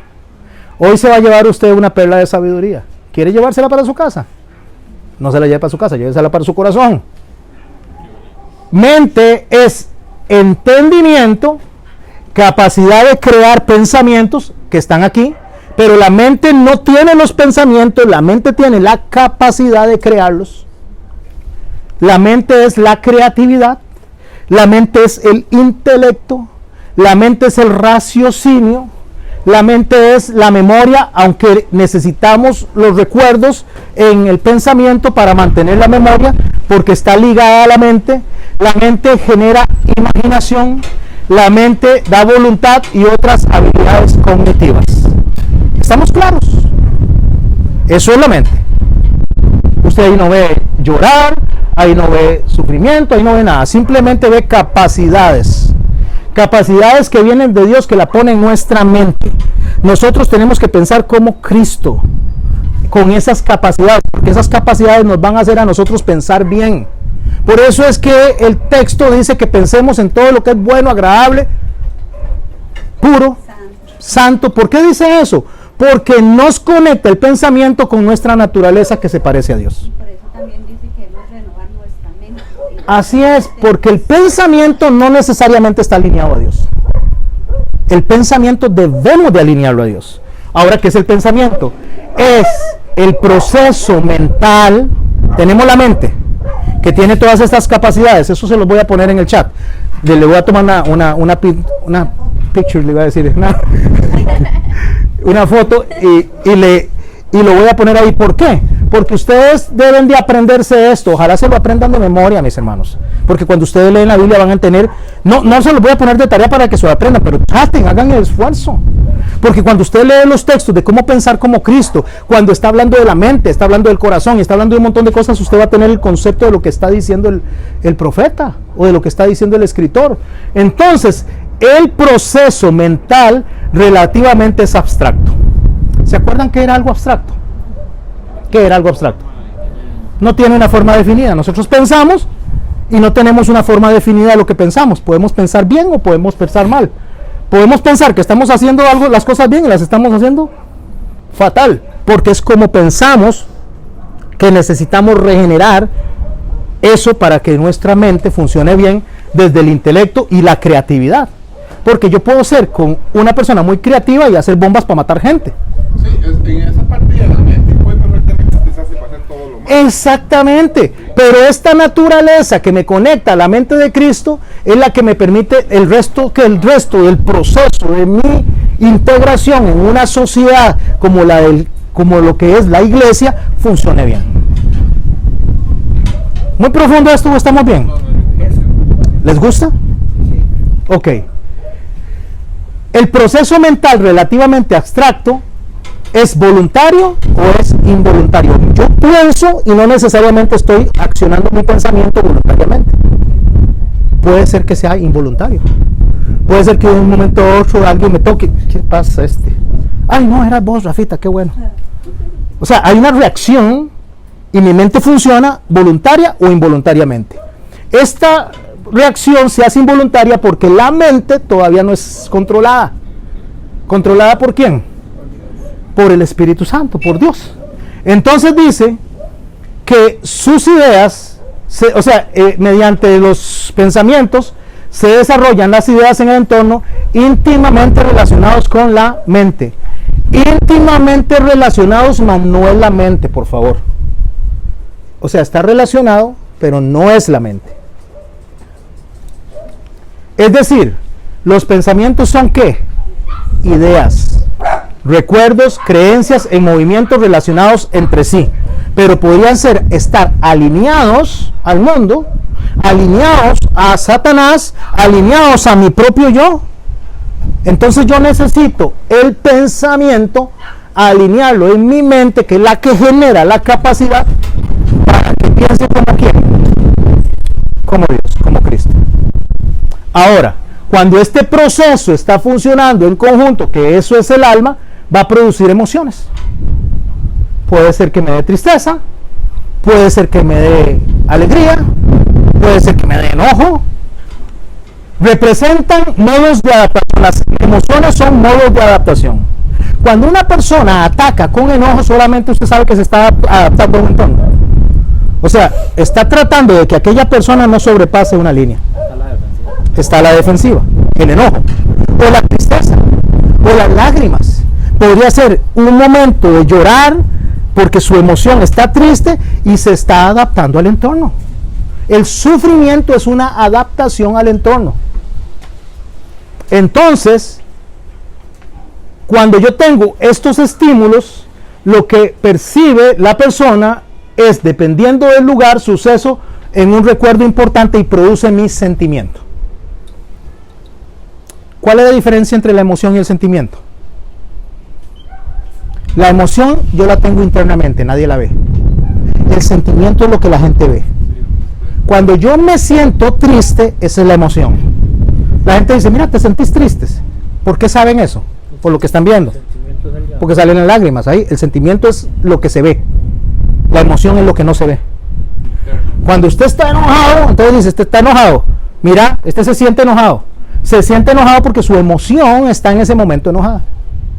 Pero resulta que el hipócrita puede separar la emoción del sentimiento. Entonces puede ser que deteste a Rafa y le diga, Rafa, ¿cómo te amo? Vení, para abrazarte, Rafa. Y Rafa dice, este me ama, pero locamente, qué pastorzazo ¿verdad? Y adentro dices, este pastor se me arrima a mí y me dan ganas de pegarle un par de manazos para que se calme. Esa separación entre la emoción y el sentimiento se llama hipocresía. Porque se ve una cosa y hay otra adentro. Pero cuando usted dice, yo te amo, y usted sabe que él lo ama, la ama, eso se puede ver también. Pero también, o sea, no tiene que ser con un sentimiento, por ejemplo, de ese tipo. Puede ser que yo sea hipócrita en el sentido de estoy triste, Y digo que estoy feliz. pero reflejo felicidad. También eso, o sea, eso que está diciendo la pastora es excelente, porque puede ser en cualquier cosa. O sea, cuando usted refleja lo que no siente, es otra cosa, porque llega usted y se lo está llevando la trampa, ¿verdad? Está fatal, y lo saludan, ¿cómo estás? Vamos al cine, no, hombre, compramos palomitas y todo eso. Sí, exactamente. Y llega y se mete al cuarto y llora toda la noche, llena de moco las paredes y de todo. Mejor hubiera hecho, no, me siento mal, estoy triste, no quiero ir a ningún lado, quiero quedarme aquí. Pero por quedarle bien a las demás personas, a veces nosotros reflejamos, y eso también es hipocresía, ¿sabía? Pastor, pero qué feo nos está diciendo usted. Es que la hipocresía no es una mala palabra, no es bueno ni es malo, es solamente una representación. O sea, la palabra hipocresía viene de una palabra que se llama hipocrates, que era la capacidad que tenían los actores griegos de reflejar otra cosa a la que sentían. Era una actuación de teatro. Usaban máscaras. Entonces, la palabra hipocresía es decirle a una persona, qué buena actuación, me la creí. De verdad, Rafa, me creí que me querías. Ahora que me llevaste entre las patas me di cuenta que no me querías, pero que te lo creí. Me estoy explicando. Hay una separación. Bueno, todo esto que acabamos de ver, que es la mente, el pensamiento que sale de la mente, que genera las emociones y solo se proyecta a través del sentir, y que ojalá que el sentir sea puro, sea sincero, sea honesto, para que no haya un divorcio entre lo que siento y lo que realmente soy. Eso es el alma. ¿Está bien claro eso? Eso es el alma. Y lo que Dios viene a salvar es el alma. Porque dice el Señor que no importa, dice, si el cuerpo perece. O sea, téngale miedo a quién. Que puede Que puede ser el cuerpo y mandar el alma. Porque el cuerpo no. El cuerpo lo vuelve a levantar y puede hacer un cuerpo más bonito que el que tenemos ahora. Pero el alma va a ser siempre la misma. Puede ser sin Cristo o puede ser con Cristo. Tal vez nos parezca, pero que como vamos a abordar esto, o sea, como que esto está muy complejo. No está complejo cuando ya lo manejamos hacia el dedillo. Se los voy a poner. Seguimos. Entonces vamos a hablar del plan original. ¿Ok? ¿Qué pensó Dios? Que Adán tenía que administrar. Ese era el ¿qué? El primer administrador. Pero escuchen lo que estoy poniendo aquí. Adán era el primer administrador. ¿A quién incluye eso? Los hombres y mujeres. Al hombre y a la mujer, ¿verdad? Al hombre y a la mujer. ¿Todos los hombres o todas las mujeres? Génesis 2:15. Tomó pues Jehová Dios al Adán y lo puso en el huerto del Edén para que, o sea, lo tomo de aquí para que haga algo. Para que lo labrara y lo guardase. Déjeme decirme algo. Douglas. Una pregunta, pastor. Adán, ese término con la M es antes de que sacara a la mujer de la... Antes de. Después de, ya lo llama Adán. Génesis 1:1 hasta el capítulo 2, un poquito más adelante de aquí, y de ahí empieza a desarrollarlos ya por separado. Pero era uno solo. Sí, cuando... Le voy a hacer una pregunta a don Alejandro del Socorro de Los Ángeles, ¿verdad? Del perfecto. Del Perpetuo. Cuando Dios sopla su aliento de vida sobre el hombre, cuando hace a la mujer le sopla aliento de vida a ella. ¿Por qué? Porque venía del hombre. Porque ya lo tenía. Ya lo tenía. Que lo que hizo es traerte. Solamente lo que hizo fue enseñar cómo el hombre iba a funcionar en esa dicotomía que se llama matrimonio. Pero ya estaba. No necesitaba soplarle porque ya lo había hecho. Cuando lo hizo uno, Ehad, y él viene y los pone a funcionar, cada uno en su área, el soplo ya está ahí. Ok. Bendijo, es que ya voy ahí, es que les iba a hablar de hijo. Para nosotros el concepto de hijo, que la palabra es filio, de donde viene la palabra filial o filiación, el concepto de hijo para nosotros es aquel que se compone de un espermatozoide Y un óvulo. y un óvulo, y se unen, deje decir tonterías. El espermatozoide y el óvulo que se unen y hacen un bebecito, y allá a los 9 meses o un poquito antes o poquito después sale por el canal vaginal, y ese es el que conocemos como hijo. Pero el concepto de hijo bíblicamente no es eso. El concepto de hijo bíblicamente es o sea, procede, tiene un llamado, está puesto para que haga algo. O sea, cuando Dios dice que son unos hijos de Satanás y otros hijos de Dios, está hablando de lo que reciben para funcionar. El que recibe de Satanás y funciona, en ese momento se vuelve hijo de Satanás. Pero si se arrepiente y llega a hacer la voluntad de Dios, en ese momento se vuelve ¿qué? Pero tenemos este arrepentido que empieza a hacer las cosas como Satanás. ¿Cómo se vuelve? Hijo de Satanás. O sea, en ese momento el concepto hijo, o sea, entendamos, el concepto hijo me lo pone a mí cuando estoy subordinado a alguien. No es algo que tiene que ver con la carne, tiene que ver con subordinación. Por eso es que cuando él llama a los hijos de Israel, no necesariamente todos los hijos de Israel eran creyentes, estaban subordinados a Israel. O sea, habla de subordinación. A las órdenes de. A las órdenes de, para hacer la voluntad de. Bueno, entonces el hombre está subordinado en ese momento a Dios para hacer lo que Dios dice. Por eso el Señor dice, si ustedes me aman, ¿hacen qué? Mi voluntad, mis mandamientos. Porque está subordinado. Entonces ahí los puedo llamar como hijos. Génesis 9.1. Bendijo Dios a Noé, ya pasó lo de Adán se jaló el tortón, entonces se hizo un montón de cosas ahí terribles, el hombre estaba de continuo al mal, se empieza a destruir todo, y el Señor dice hasta aquí, ya no más. Ya la maldad llegó ¿a dónde? Al colmo. Voy a destruir a la humanidad. Pero voltea a ver ahí y dice, allá está el justo de Noé. ¿Sabía usted que no le llamó justo a la familia, le llamó justo a él? Y la familia se salvó. Y la familia se salvó porque estaba subordinada a él, al justo.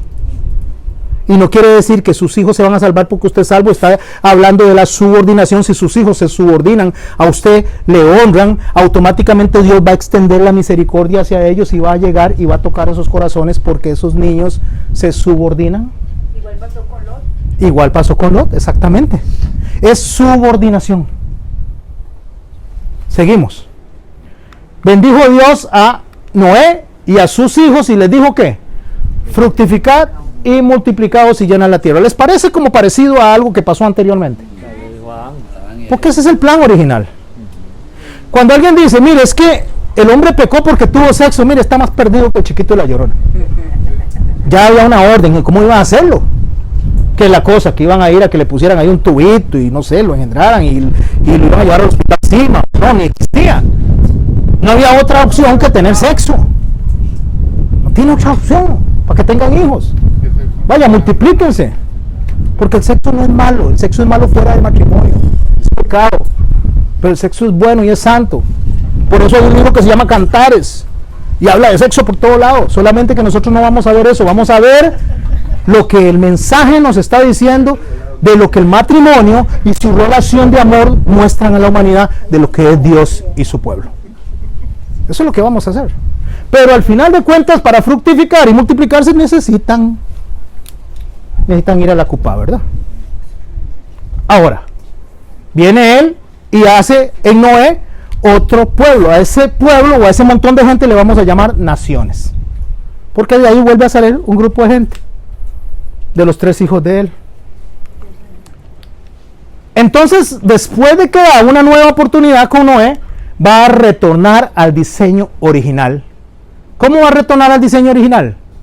De esta manera, llama a un señor que se llama Abraham y le dice así: he aquí mi pacto es contigo.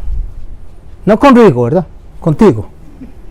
Mi pacto es contigo y serás padre de muchedumbres, familias, dice en otras versiones, de gentes.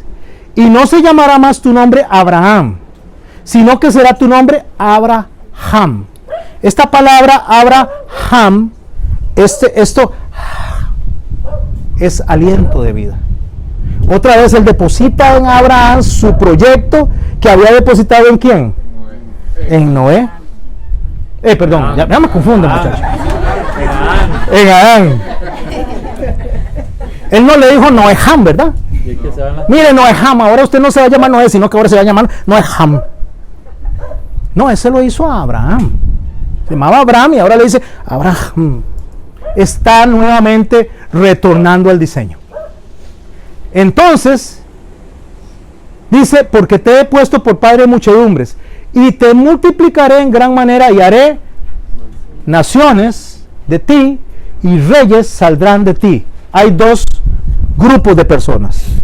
Van a salir naciones, que está hablando de familias y pueblos, y de los pueblos van a salir reyes o sacerdotes.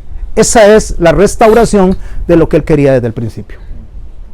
Y le dice a este señor que lo haga así, que deje todo este pueblo donde vive, allá en Ur de los Caldeos, deje a los compas, deje todo y váyase para allá. Y dice la palabra que él creyó y le fue contado por justicia. Porque no sabía ni para dónde iba. Pero si Dios dice hágalo así, así lo hacemos. Ahí está la obediencia. Ahí está la obediencia. Y la buena obediencia. Y no era un creyente. En ese momento no. Pero decidió creer. Y si usted ve, él se da un montón de tortas en el camino. Pero no se trata de lo que él hizo, fue lo que Dios depositó en él. No se devolvió, así es, no se alejó. Siguió ahí metido. Siguió en el proceso que Dios lo había puesto para retornar al camino. Pero póngale atención a estos 2 grupos de personas. Naciones, reyes saldrán de él, de sus lomos. ¿Sabe qué son los lomos? ¿Quién me ayuda con eso? ¿Cuáles son? Los testículos. Son los lomos. O sea, de ahí van a salir naciones de reyes. ¿A qué se estaba refiriendo? A la semilla, a la simiente, o sea, a los espermatozoides. Pues si estaba más roquito que... Bueno, pues ahí es donde Dios interviene y dice: yo soy el que lo voy a hacer, no es usted no puede hacer nada. Si usted analiza, todos los nacimientos fueron extraordinarios. De mujeres estériles, de hombres que no podían, y Dios dice: yo soy el que hago estas cosas. Ustedes no pueden hacer nada si ustedes están listos. ¿Un qué? Ah, sí, ahorita llegamos a eso. Pero me refiero que las naciones... ¿Ah? Sí. Ok. Ahora, la garantía de este propósito. Ok, ¿cuál es el propósito? Lo que Dios quería restaurar, ¿verdad? Ahora viene la garantía. Como Abraham es como usted y como yo, porque no tiene nada de más ni nada de menos que la gracia de Dios, como la tenemos usted y yo, necesita una garantía para cumplir el propósito. Porque si no, no se va a cumplir. Y si no, ¿cuántas tortas se jaló? Entonces dice: y llamó el ángel de Jehová a Abraham por segunda vez. ¿Quién es el ángel de Jehová? Una manifestación de Jesús, una teofanía. Por segunda vez, ¿desde dónde? Desde el cielo. Ahí alguien dice en una prédica que escuché que el ángel de Jehová se le presentó a Abraham. Eso no es cierto. No ahí, por lo menos. Lo llamó desde el cielo. Y dijo: por mí mismo he jurado, porque no hay nadie más grande que él. Dice Hebreo, dice Jehová, que por cuanto has hecho esto y no me has rozado a tu hijo, tu único, ¿era el único en ese momento? Estaba Ismael. Pero para efecto de Dios, en cuanto al propósito, ese era el que había escogido él. El otro estaba, pero no era el que Dios escogió, ese fue el que Abraham escogió. Pero Dios desechó o desestimó a Ismael. No, le dio descendencia, lo bendijo, pero no era lo que él quería para lo que él tenía como propósito. Aquí hacemos lo que Dios dice o hacemos lo que Dios dice. Y si le queda alguna duda, hacemos lo que Dios dice. Entonces dice, de cierto te bendeciré y te multiplicaré tu descendencia. Otra vez nos liga al principio, como las estrellas del cielo y como la arena que está a la orilla del mar.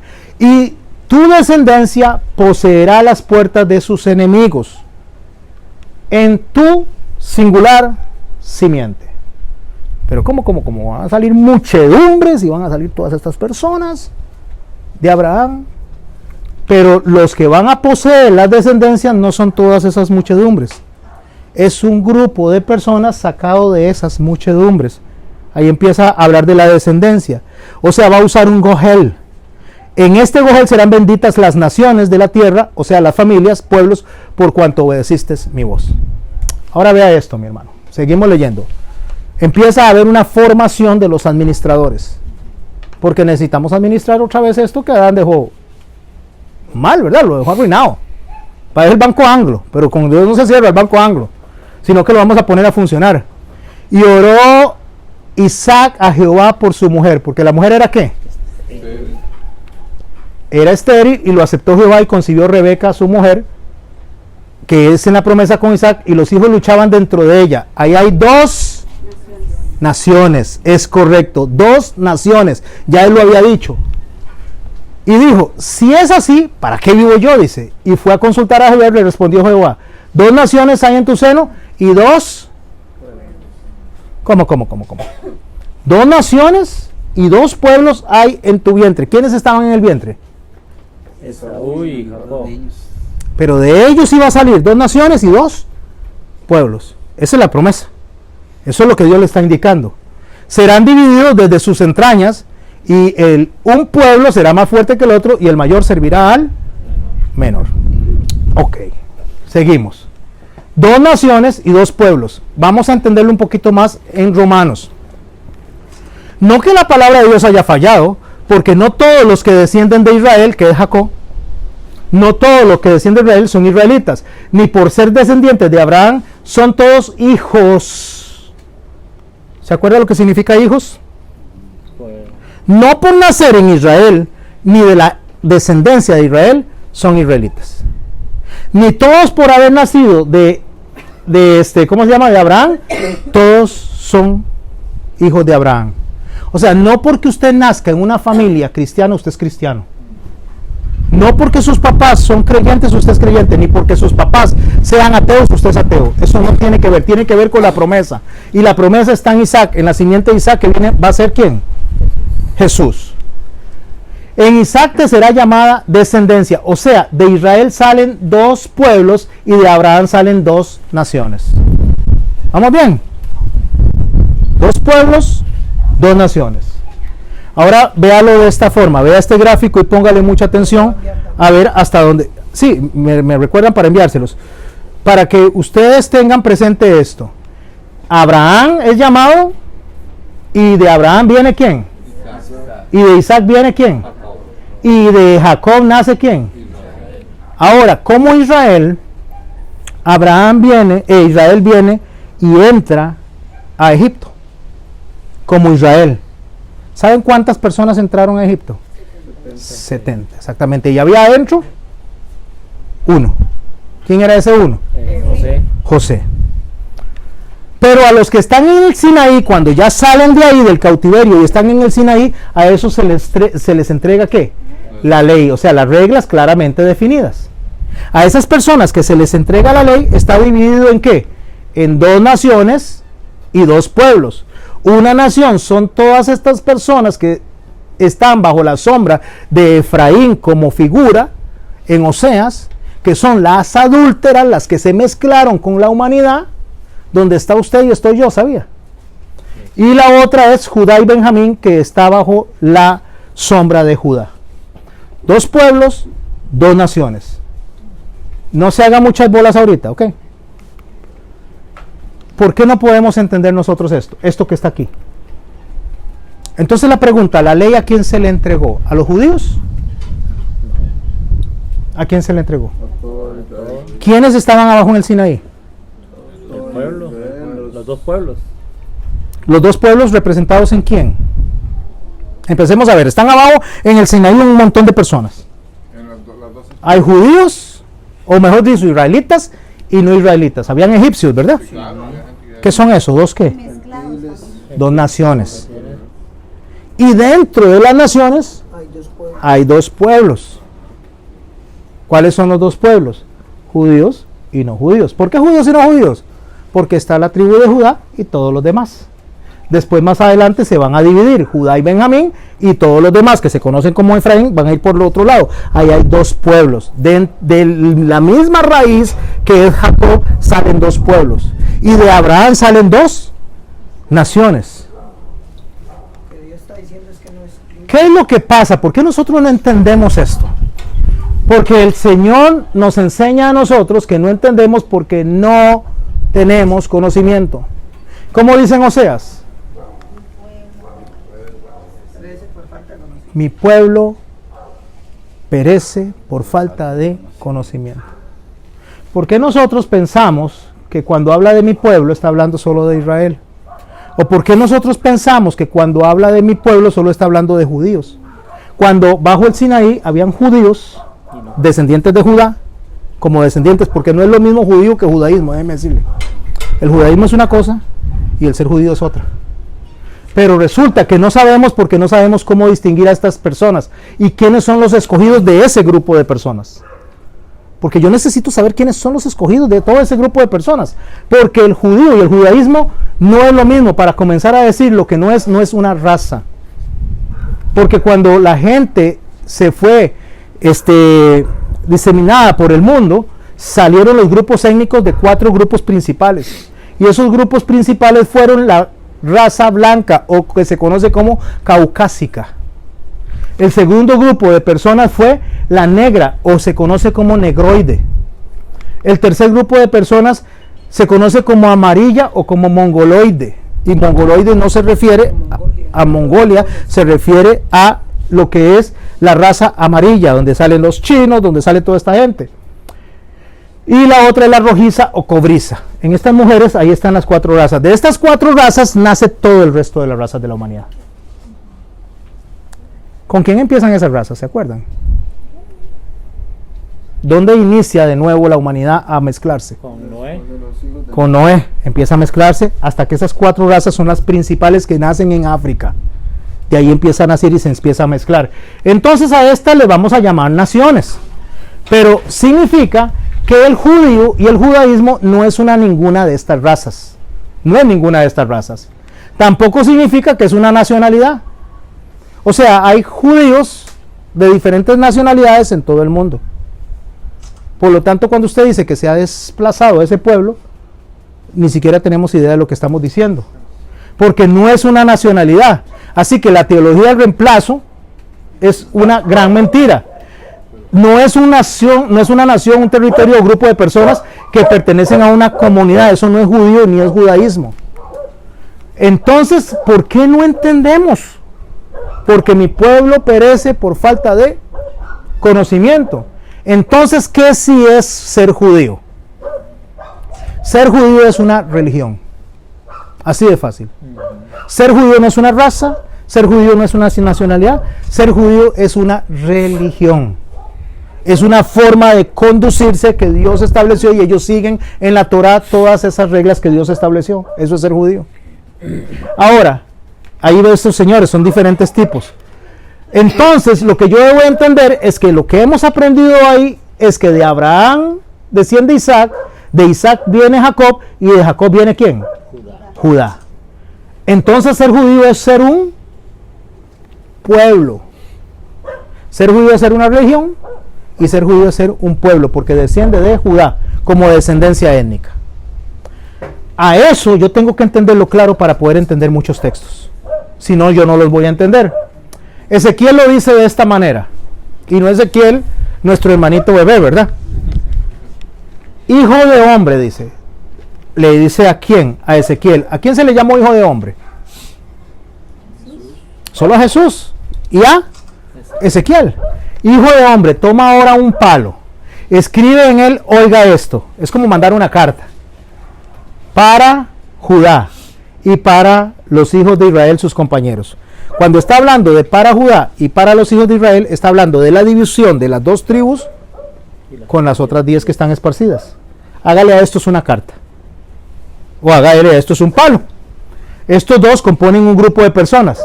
Toma después otro palo. Aquí está el segundo. ¿Quién compone este primer palo? Las tribus, ¿ok? Toma después otro palo y escribe para José. Pero José es hijo de Jacob. Para José, palo de Efraín. Pero Efraín representa ¿a qué? A los no gentiles, a los esparcidos. Y a toda la casa de Israel, sus compañeros, o sea, a las personas que han sido rebeldes. Ok, en lo que él está diciendo es, en este momento, tome a estos, todos descendientes de Jacob, que están divididos, y tome a estos gentiles también, que están divididos, pero salen de Abraham, y estos salen de Jacob, y únalos. Y haga un solo palo. Haga una sola nación. Un solo pueblo. Un solo hombre. Júntalo luego el uno con el otro, para que sean como uno solo. ¿Y serán uno solo en qué? ¿A quién está representando Ezequiel? A Jesús. A Jesús, porque Ezequiel lo que hacía era que hagan parábolas actuadas. O sea, en Cristo vamos a hacer ¿qué? Un solo pueblo. Y cuando te pregunten los hijos de tu pueblo, ¿cuáles son los hijos del pueblo de Ezequiel? ¿A dónde estaba predicando él? A los de Judá. Cuando le pregunten los de Judá, ¿quiénes son los de Judá? Los judíos. Cuando le pregunten los hijos de tu pueblo diciendo, ¿qué nos enseñarás? ¿Qué te propones? Le dice, ¿qué te propones con eso a Ezequiel? Diles así, así ha dicho Jehová el Señor. He aquí que yo tomo el palo de José, que está en la mano de Efraín. Está hablando de la mezcla entre hebreos, israelitas y egipcios. Son gentiles. Y las tribus de Israel y sus compañeros, está hablando de ¿qué? De la descendencia de Jacob. O sea, estos que se mezclaron y estos que están aquí, dice, yo los tomo y los pondré con el palo de ¿qué? De Judá, y haré un solo palo y serán uno en mi mano. Cuando Jacob cruza los brazos y bendice a Efraín y a Manasés, ¿qué es lo que dice? Estos son mis hijos. Él los adopta. Pero eran hijos de una egipcia. Y él está diciendo, ya ahora ya no son hijos de egipcios, son hijos míos. Los está sacando, los está llamando, los está salvando. Y los está metiendo dentro del pueblo que va a salir de ahí con rumbo al Sinaí para decirle ahora van a vivir así. ¿Está claro? Vean este. Ahora sí, vamos a ir con Abraham. Pongámosle mucha atención a esto. Tenemos a Abraham aquí en el piso. Bueno, en el piso no, aquí en la línea de abajo. Cuando Abraham recibe la promesa, él va a tener un hijo. Pero no solo tiene ese hijo, sino que antes tiene ¿a quién? A Ismael. Y de Ismael salen todos los ismaelitas, ¿no? Los árabes, el Islam. De ahí también sale, de Abraham salen otros hijos. No sé si usted sabía que no solo tuvo hijos, tuvo más hijos. A Madián, a pastora que está enseñando Génesis, otros nombres. 6 más, gracias. Tuvo 6 más que están aquí en esto negro, y no lo puse negro por ISIS ni por maltratarlos, es para que sea más claro de entenderlo. De Abraham nacen estas personas, pero es uno el que tenía promesa. Entonces en Abraham sale la promesa de Isaac, e entonces Isaac tiene 2 hijos. ¿Cómo se llaman? Jacob, que se va a llamar después Israel, ¿y quién? Y Esaú. De Esaú viene una descendencia que son los Edoms y los Indumeos. En el tiempo de Jesús, ¿sabía usted que gobernó un Indumeo? ¿Quién era ese? Herodes. Herodes el Indumeo, que venía de esta línea de aquí. Así que cuando hay gente que dice que los edomitas ya habían sido destruidos, están equivocados, porque Herodes venía de los Indumeos. Entonces esta línea se vuelve a dividir. Mire, se vuelve a dividir. Ya se dividió en Abraham en 2 grupos: la descendencia de Isaac y los árabes. En la segunda descendencia hay otra división entre los indumeos y Jacob. Pero resulta que en Jacob hay otra división. ¿Cuál es la división que hay? La casa de Jacob, o sea, 11 hijos que le nacen a Jacob antes de llamarse Israel, porque el 12º, y en esos 11 también se incluye a Dina, solo que Dina no se incluye como descendencia, pero bueno, sí como descendencia, pero me refiero como tribu. El que nace llamándose Israel, ¿cómo se llama? Benjamín. José nace dentro de la línea de la casa de Jacob y Benjamín nace ya como se llamado como Israel. Por eso es que después Judá y Benjamín quedan hasta el día de hoy funcionando como una sola tribu, porque representa a los que salen de Israel y representa a los que vienen de Jacob. Si no lo están entendiendo, anótenlo y lo volvemos a repasar. ¿Por qué? Porque nace lo que se llama la casa de Jacob. Y a la par nace lo que es el pueblo de Judá, que es los judíos, pero hay otra división de Israel que es la casa de José. ¿A qué representa la casa de José? A los gentiles. Gentiles, porque están mezclados con.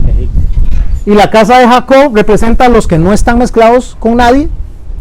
Ellos son la cepa. Y Judá representa a los que dice vamos a guardar esto, porque a nosotros se nos encomendó enseñar esto. Entonces en esta división dejemos a la casa de Jacob aquí y empecemos a funcionar solo con la línea amarilla, porque de José nacen dos pueblos, Manasés y Efraín. Este Manasés y Efraín representa dos grupos de personas también. Ahí va división tras división. Obedientes y desobedientes.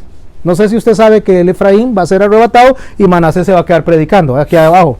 Después lo vamos a ver. Pero de esta casa de Efraín y Manasés hay un pueblo que nace de esa mezcla que se conoce católica, apostólica y romana.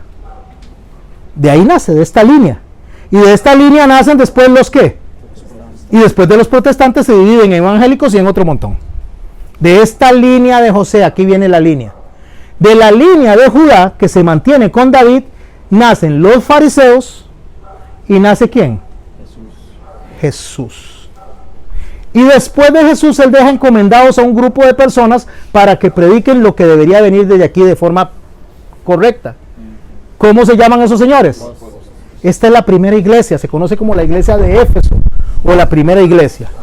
Y de los apóstoles nace el remanente. ¿Quién es el remanente? Usted y yo, que entendemos que esto se compone de un judeo-cristianismo. No somos judíos y no somos cristianos. Somos judeo-cristianos, porque no es posible que entendamos nuestro cristianismo si no entendemos nuestro judaísmo. Y no estoy judaizando a la gente, estoy diciéndoles que no podemos desligar lo uno de lo otro, porque es imposible entender todo esto si no abordamos los expedientes. ¿Ahora estamos bien? Si no abordo los expedientes, si no tengo toda la información que necesito, ¿cómo voy a entender a Cristo que era judío? Y es judío, porque él dice, de nosotros, dice él, le dice a la samaritana, ¿viene qué? La salvación. Y ustedes adoran lo que no saben, ¿y nosotros qué? Adoramos lo que sabemos. ¿A quién se está refiriendo? ¿Cómo es que en la cabeza de alguien se le ocurrió en algún momento decir que ellos están desechados? Jamás. Si el mismo Cristo lo dijo, no, ustedes no saben nada, es de nosotros. Porque vendrá un día en que adorarán en espíritu y en verdad. Y tales adoradores Dios busca que ¿qué? Que le adoren. ¿Qué es en espíritu y en verdad? En espíritu es en la verdadera conversión, con el corazón y la mente como Cristo. Con el conocimiento es la verdad. Espíritu, conversión, verdad, conocimiento. Un día van a venir personas que me van a adorar o nos van a adorar de la forma correcta.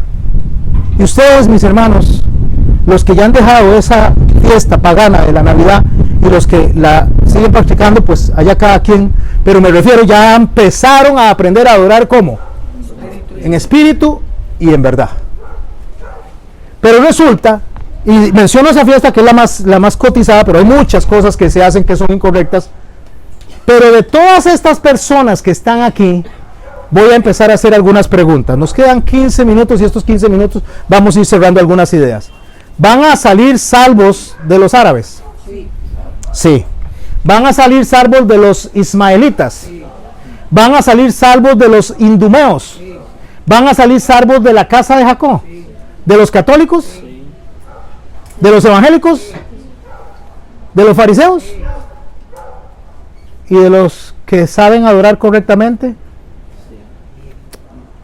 También tengo otras ovejas que no son de este redil.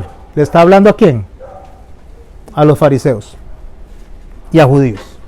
Tengo otras ovejas que no son de este redil, aquellas a quien debo traer, y oirán mi voz, y habrá un rebaño y un pastor. Otras ovejas de otros rebaños, otras ovejas de otros rediles. Por eso es que Dios aborrece cuando alguien justifica al pecador o condena al justo, porque solo Él sabe quién es salvo de todas esas personas. No nos toca a nosotros hacer un juicio. Es que los de ISIS se van a ir al infierno. ¿Y cómo sabe usted eso? ¿Podrá sacar Dios personas de ISIS y salvarlas? La pregunta es, ¿cómo yo sé que eso es posible? El ángel le preguntó a María, ¿habrá algo imposible para Dios? Entonces nosotros nos hemos encasillado en sentirnos que somos la pomada canaria, que somos lo máximo, que flotamos y que estamos levitando delante de todos. Como yo no hay otro. Como nosotros que carga, o sea, somos los únicos, y nos volvemos sectarios. Y no sabemos que hay hermanos alrededor del mundo que todavía no se han dado cuenta que Cristo los va a salvar. Y así como usted y yo llegamos a los pies del Señor, así muchas personas pueden llegar a los pies del Señor. Está el Señor en la cruz, probablemente con toda esta idea en la mente. Le ponen a la par a un ladrón y le ponen a la par a otro ladrón. Imaginemos que tenían unos 40 años esos ladrones, 30 o 40 años. Voy a imaginarlo, no es algo que podamos decirlo ni asegurarlo, porque no podemos tener la edad de él, pero digamos que tenían 40 años. ¿Estaban siendo crucificados por predicar la Torah? ¿Estaban siendo predicados porque estaban haciendo lo correcto? Crucificados. ¿Estaban siendo qué? ¿Qué dije? Predicados, Dios. Predicados. Ajá, eso no. Crucificados. Crucificados. Que no saben hablar esos ladrones. No, ustedes no saben entender. ¿Están siendo crucificados esos ladrones por hacer lo incorrecto? ¿Es lo correcto? No. No. Están siendo crucificados por hacer lo incorrecto. Lo malo. O sea, están siendo sentenciados, como dijo mi hermano, justamente. El procedimiento no importa, lo que yo digo es, son malucos. El único que es perfecto es el que está ahí en el centro. Esto, si usted lee el texto, primero los dos empezaron a decirle, bájate de ahí. Bájate, chico, no era cubano. No era cubano, mentira. Bájate de ahí. Empiezan, pero en un momento determinado en la conversación, uno de los evangelistas dice que uno se voltea y le dice al otro, le dice, nosotros estamos aquí porque nosotros hicimos lo malo, o sea, es justo que estemos aquí. Ese hombre recapacita y dice, yo merezco estar aquí, yo tengo que estar aquí, o sea, yo debo de morir como lo que estoy, pero él no, ¿por qué él no? En ese momento hay un milagro ese hombre, y se voltea a Jesús y le dice, acuérdate de mí cuando estés en el paraíso.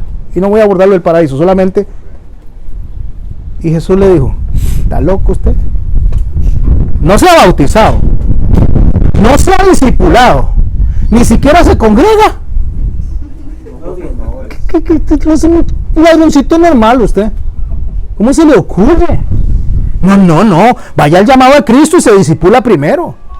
O vaya ya a ESEPA, no sé, pero primero haga todo eso. Y acuérdese que el bautismo es para salvación, ¿verdad? Y para perdón de pecados, bautícese. Dígale al romanillo ese que lo baje un toque y se lo lleve allá. ¿A dónde lo bautiza? Porque usted así no me va a entrar al paraíso. Y tiene que diezmar y ofrendar también. Qué bueno que estaba ahí usted. Y tiene que diezmar y ofrendar, y declare que aquí de la cruz a usted lo bajan más tarde. En algún momento lo baja. Pero lo va a bajar. No, eso no lo dijo él. ¿Qué le dijo? Hoy mismo estarás conmigo en el paraíso. Qué hermoso, ¿eh? Eso está diciendo Dios. Qué hermoso. O sea, ¿cómo se nos ocurre a nosotros decir quién va y quién no va al infierno cuando este hombre fue salvado en el último minuto? Es malo, sabemos porque quedó escrito, si no mejor aquí estuviéramos diciendo. Para eso quedó escrito. Para eso quedó escrito, para que usted y yo no seamos tan imprudentes a la hora de abrir la boca. Pues una persona está pasando por un cáncer terminal y este va para el infierno, este salvaje, quién sabe todo lo que hizo. Mira qué. ¿Y qué sabe uno? ¿Quién va? Va a llegar en el momento que hay un grupo de personas que dice, Señor, Señor, y ahí llegan todos buenísimos, ¿verdad? Señor, Señor, en tu nombre hicimos milagros, en tu nombre hicimos de esto y de esto y de esto. Uy, Señor, qué buenachones que somos. Mire, profetizamos, hablamos en lenguas, sanamos personas. No, hombre, aquí vamos a cartón lleno, no como el ladroncillo, aquel que usted tiene ahí a la par. ¿Se acuerda que el ladroncillo?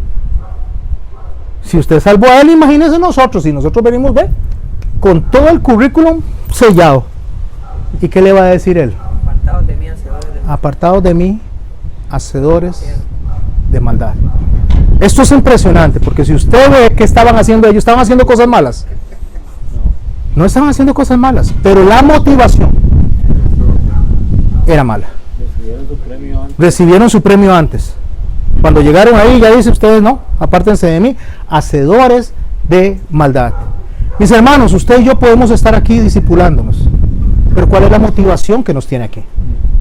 Usted puede congregarse en la iglesia, pero ¿cuál es la motivación? Mire, cuando la motivación incorrecta son las personas que cuando se les viene el cataclismo encima, si te vi no me acuerdo, me voy, dejan todo botado.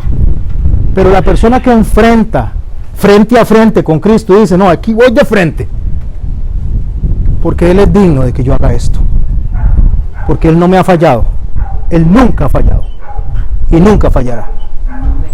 Entonces cuando yo entiendo eso, yo sé que ese hombre que estaba en la cruz, que le dijo al ladrón, hoy mismo estarás conmigo en el paraíso, este mismo hombre, el homogénesis, el único, el que no tiene repetición jamás, porque no se puede ni volverse a sacrificar, porque ya está perforado en sus manos, ya no es perfecto para sacrificio, en el costado, en sus pies, ya no se puede, ya no puede repetirse eso nunca más. Por eso él dice que esta es la señal, le dice, como Jonás estuvo en el vientre del gran pez. No son los 3 días y las 3 noches, eso es parte de, es el pez la señal. Porque el pez era preparado para esa ocasión. No hubo antes uno, ni uno antes después. No busque un pez en Google o en National Geographic tratando de encontrar un pez que si le cabe, que si puede durar, que si cuántos días, que si la garganta es chiquita, que si la garganta es grande. Ese pez es único. Y Jesús está frente a ellos y le está diciendo, esta es la señal. Yo soy único. Entonces, mis hermanos, como es irrepetible, como no va a volver a suceder nunca más, estamos obligados, y cuando digo obligados, usando nuestra voluntad, no nuestro libre albedrío, porque ya no lo tenemos la voluntad de hacer conforme a su voluntad, alinearnos a su pensamiento y pensar como Cristo, que antes de abrir la boca para maldecir, bendijo, que antes de tratar a las personas mal, oró por sus enemigos, al grado que estaba en la cruz siendo crucificado, y las últimas palabras entre 6 más, perdónalos porque no saben lo que hacen. ¿Qué les parece si en estos 5 minutos oramos? Y le damos gracias a Dios si entendemos lo que estamos aprendiendo nosotros aquí. Pero no aprendemos para llenarnos el intelecto, acuérdese. Aprendemos para poner en práctica lo que estamos haciendo aquí. Vamos a darle gracias a Dios. La próxima quincena, los que tienen la tarea me la pueden dar ahora, si no la otra quincena, tenemos tiempo hasta el 4. Y los que han faltado, escuchen los videos, los audios, para que se pongan al día, ¿verdad? Le vamos a dar muchas gracias a Dios. Yo le voy a pedir, a ver a quién le voy a pedir hoy, que doña Vilma nos bendice con oración. Gracias. Gracias, Señor. Gracias. por esta gran oportunidad que tú nos has regalado el día de hoy. Gracias porque así como hicimos tantas